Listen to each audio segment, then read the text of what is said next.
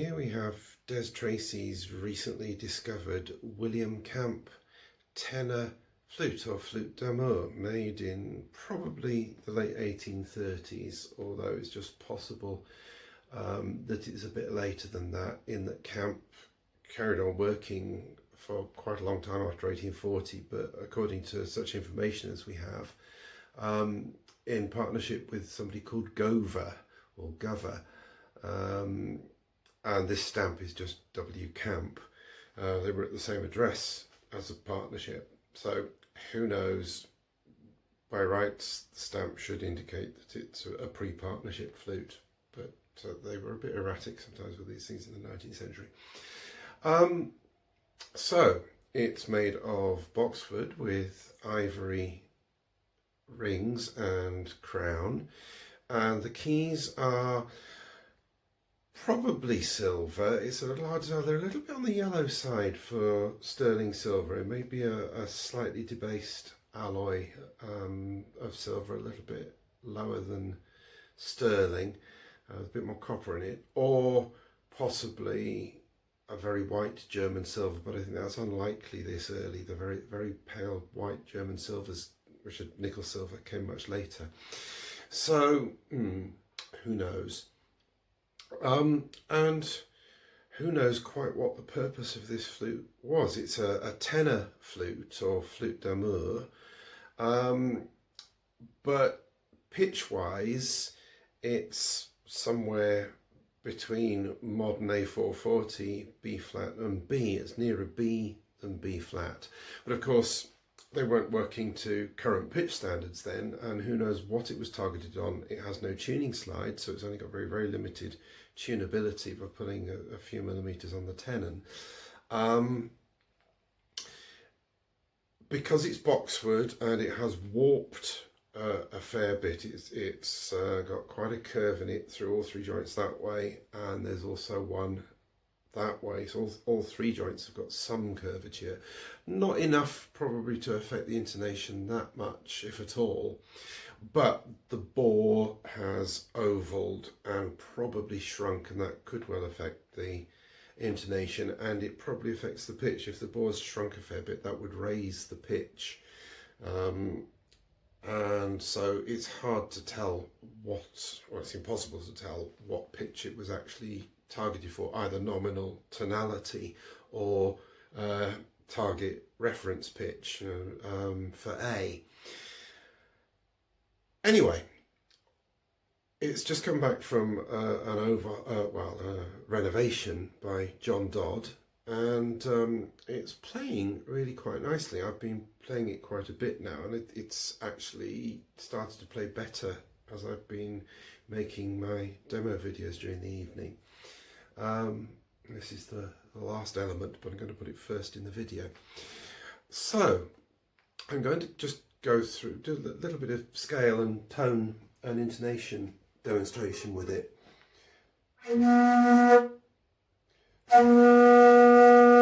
Not bothering for this purpose about reference pitch. I'm just going to play it as it is, and see how it behaves in its own terms.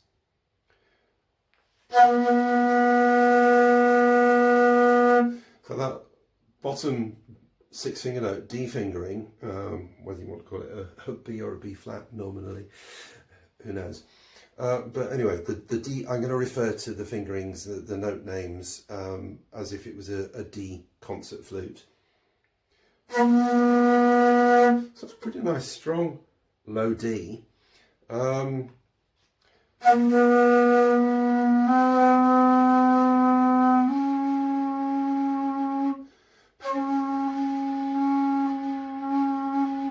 As you'd expect with the tiny tone hole, the low E is very weak if you don't vent the E flat key. So I'd say, except very quick passing, you need to vent the E flat key. The E, F,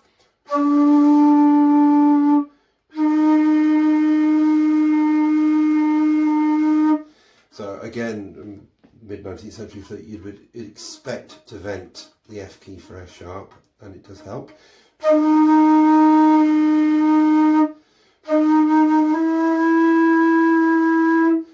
G fingering,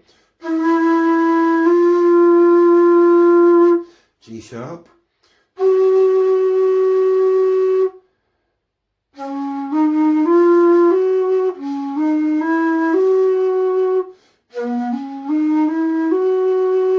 now there's a bit of a jump from the G or G sharp to A. The right hand with the key ventings is pretty well in tune with this off and up to the G sharp, but then the intervals from G or G sharp to A are a bit wide. The A is relatively sharp. I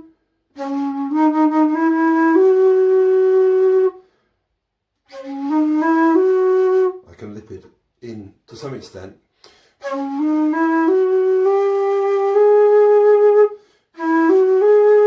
And the B is a bit sharp as well, actually.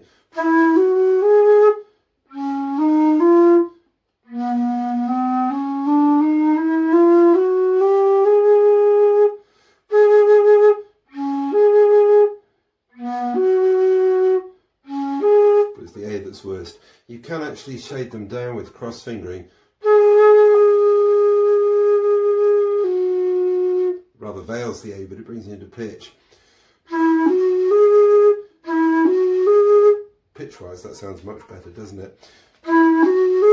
It might be that one could partially wax fill those holes and bring them down a bit in pitch as a non-destructive retuning measure. And then we've got keyed C natural,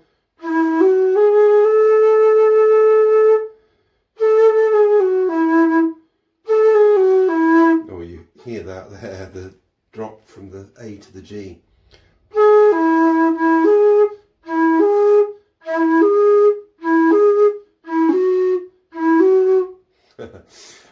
So the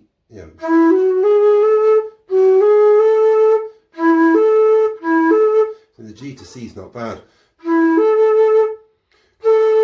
Cross fingering to C natural. The Baroque 2-finger 1, left 2, 3 is actually quite well in tune, but it's as always a bit veiled.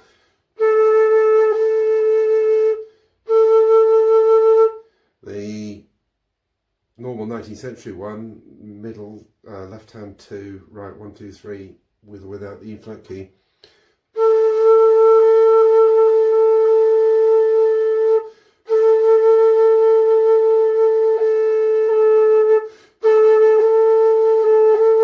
It's clearer than the 2-finger one, but it is a bit sharp, so you probably need mostly to use the 2-finger one for cross fingering on this, but use the key where you can. Now the open C sharp.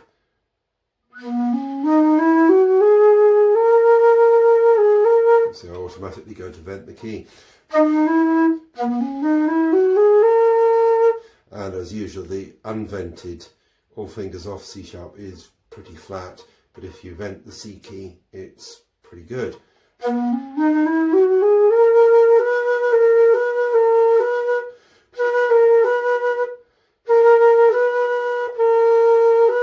So it's with the key and then without the key. Okay, on up the second octave.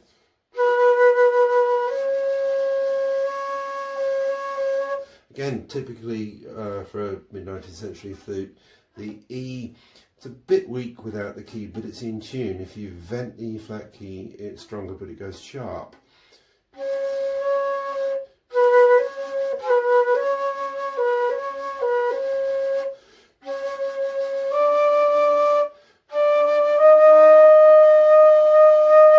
Again, the F sharp needs to be vented really with the F key.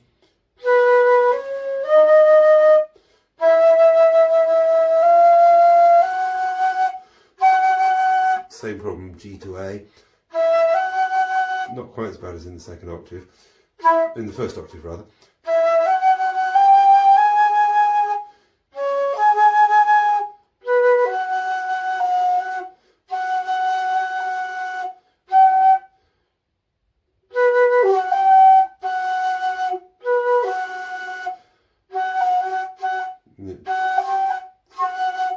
you can bring the A down a bit with that finger.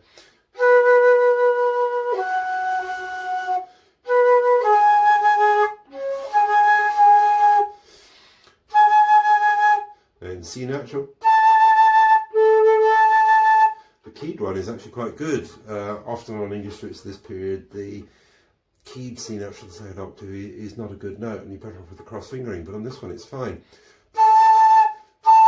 But the cross fingering is good and in tune as well.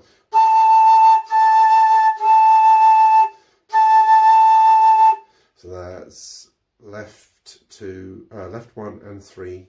So forked left hand, 1, 2, F key in the right hand with the E flat key.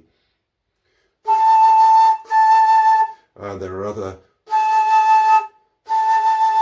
several other C natural cross fingerings at the top of the second octave that you can explore. So then open C sharp, and remember the bottom octave it was unvented, it was flat.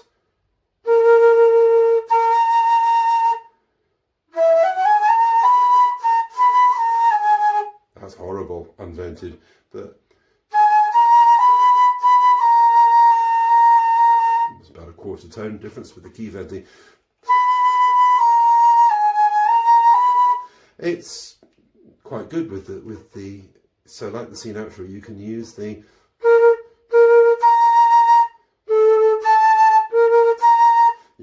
key vented C and C sharp at the top of the second octave. The standard cross fingering, which is left 2, 3, right 1.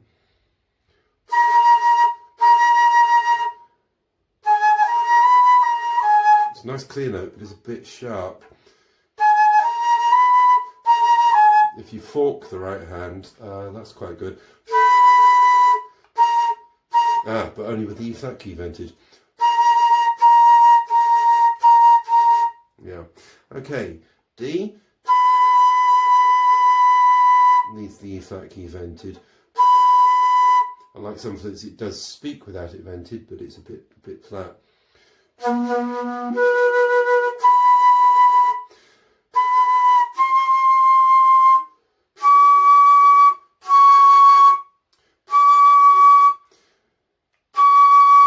Usual problem with high E selection of fingerings, you just have to experiment whether it's 1, 2, 1, 2 or 1, 2, 3, 4. So 1, 2, 2, 3, or like the E flat fingering but with left 3 off. That's usually the best in tune one, but it's an awkward fingering to use.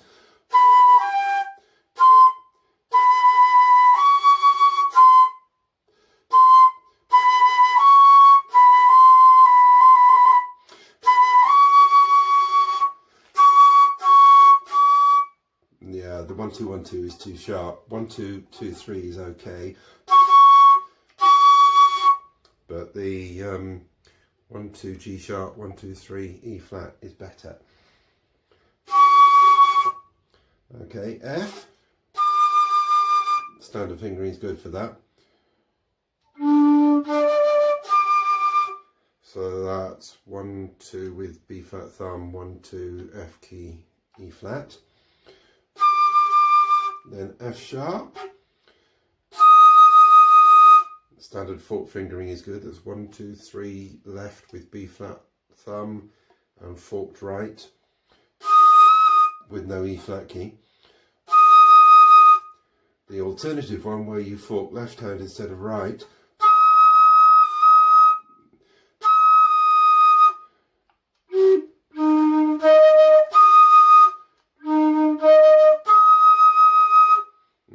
one's a bit flat, one's a bit sharp, and that one works as well. So it's left 1, 1, 2 F key with or without the E flat key.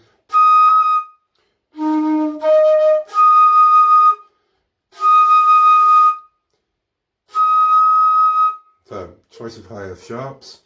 G.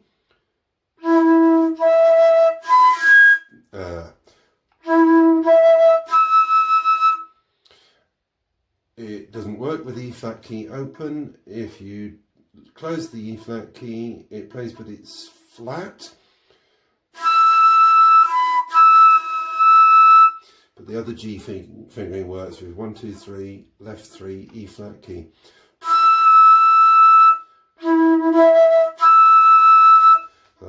high G. Standard G sharp works, 1, 2, 2, 3 left and G sharp key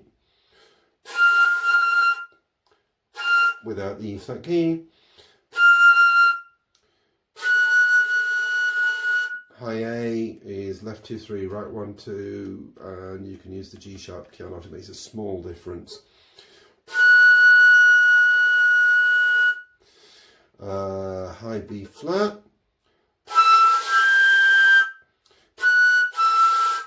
Right, the standard fingering, which is left 2, right 1 and nothing else, isn't very good on this flute.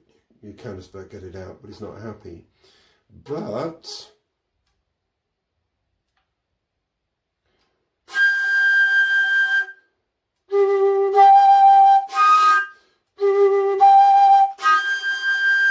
that one works quite well. That's left 1, 2, G sharp key, right 1, 2, F key. No, sorry, just right 1, F key.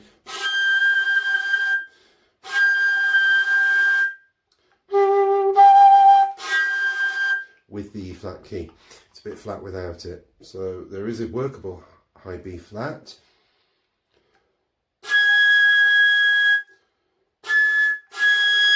The standard high B, which is 1, 2, B flat key, left, right 3 and the E flat key. Works well. And the high C fingering, which is forked left with G sharp, right 2, no E flat key, works extremely well.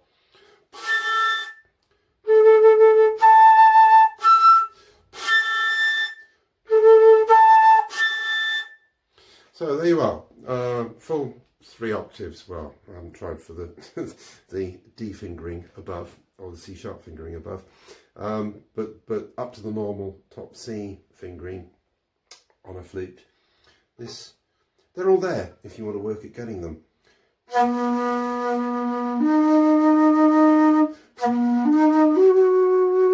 that A.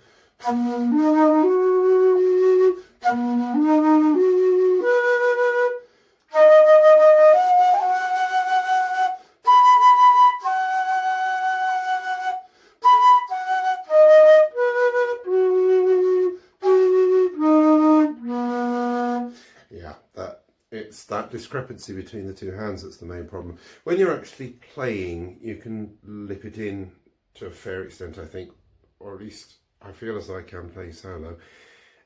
If you got some other instruments tuned up to the same pitch as this and played along with them, who knows how acceptable the intonation would be.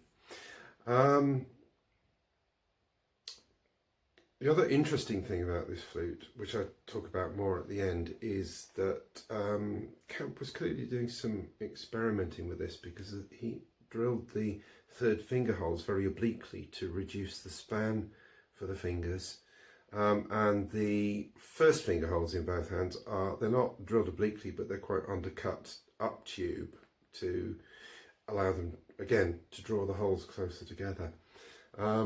So he was experimenting with the scaling, and that may be perhaps why he hasn't quite got it right. We've got no idea how many flutes he made like this, or whether this one's completely unique.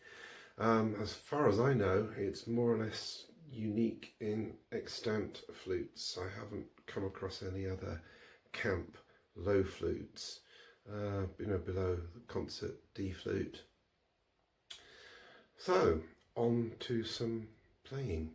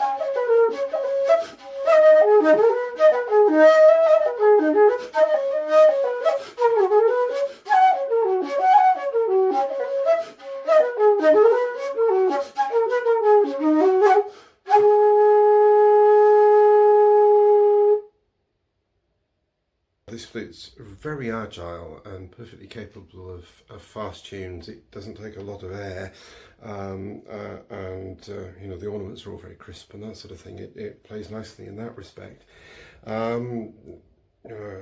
Low flutes don't have to be for slow tunes, although they're lovely for those, but they're perfectly functional for faster things as well, or at least I find them so.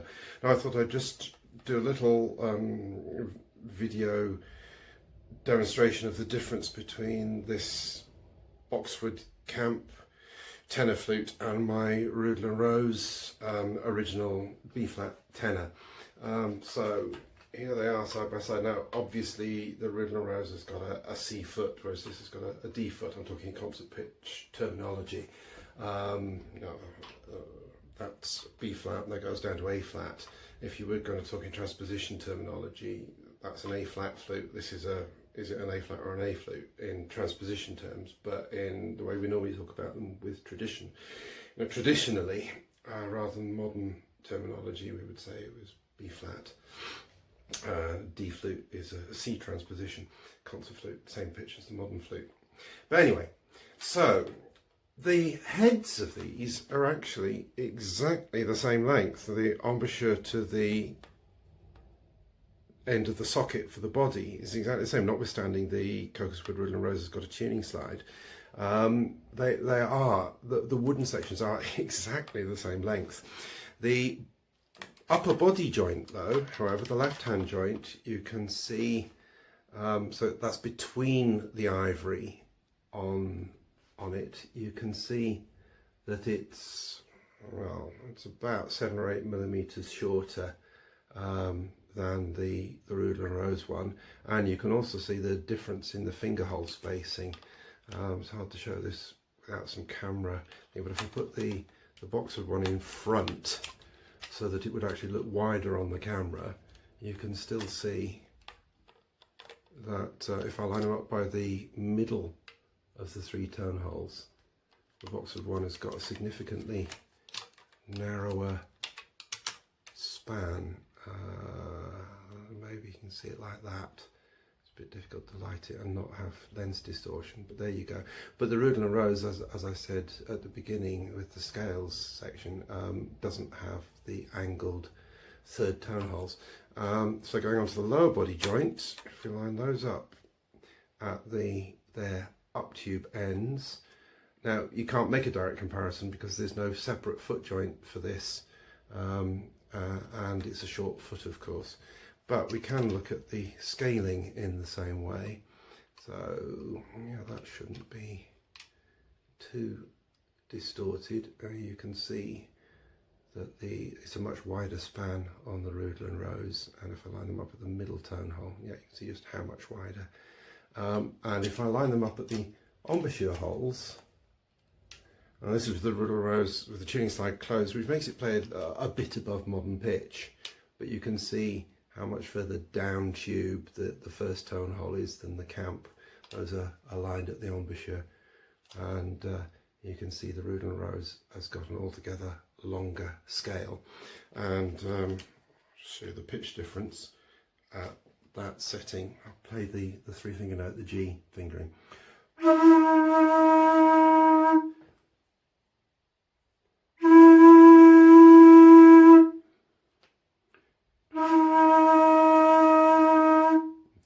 You can hear if I play the B flat fingering.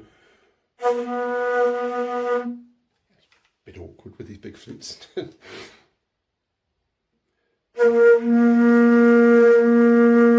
Big difference there. And the Rudall Rose it plays in concert pitch with the tuning side out, roughly out about there. I haven't set this to a tuner, obviously.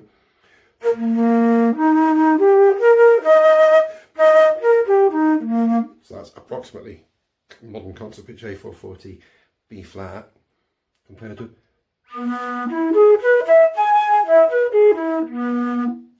Now this is played in, it's really speaking rather nicely after I've been playing it for a good while.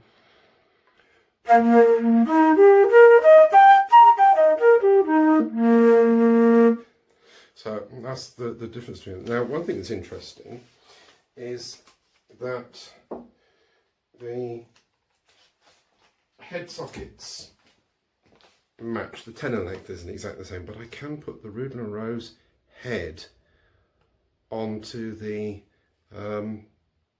camp body, and if I look to tune it,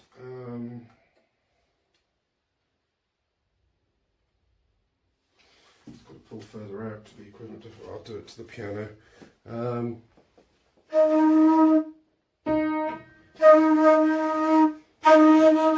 So that's tuned the G fingering, which is an E flat actual pitch, approximately to A440.